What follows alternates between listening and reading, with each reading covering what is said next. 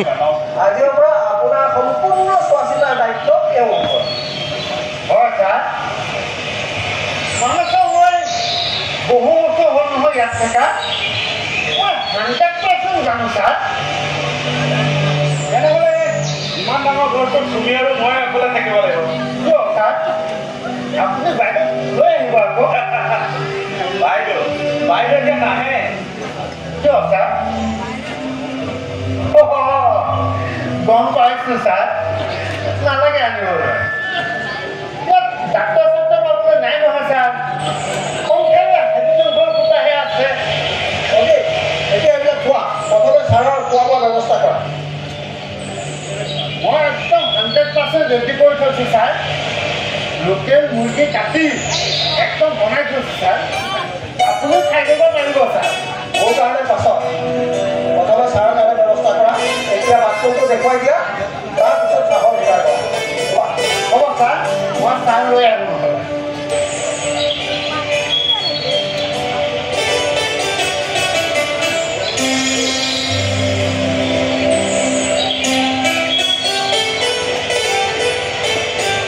ল'ৰাটো কিন্তু বৰ ৰচিদ দেই।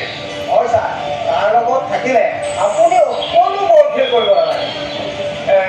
তেখেতৰ ঘৰ ক'ত বুলি ক'লে?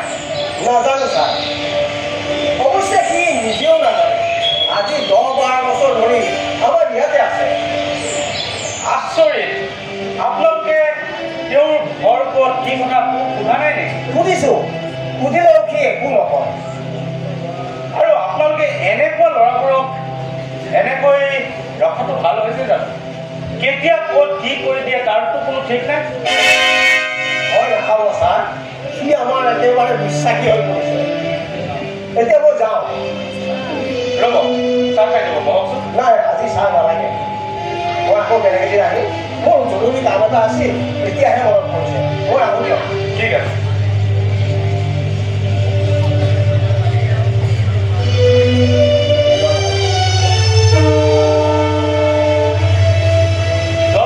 কিবা এটা ফাঁকি দিয়া যেন লাগে। প্ৰকৃত পৰিচয় নজনাকৈ এনেকৈ যাৰে তাৰে ল'ৰা ৰখাটো ভাল হৈছে জানো? নাই, এই কথাটো মই তাকে সুধোৱা নাই। ইয়াত কিবা এটা ৰহস্য সোমাই আছে।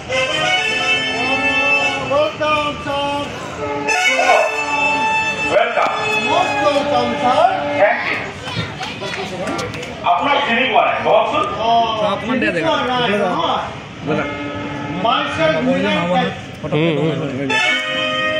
চিকৰটো শেষ কৰিলে নে?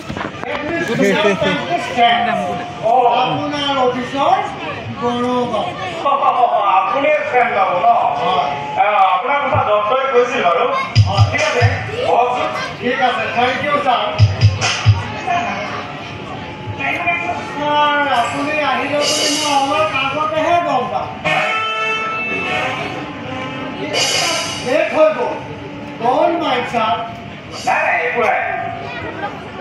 আপুনি অকলে আহিলে যে ছাৰ, বৌদ্ধিক উঠাই।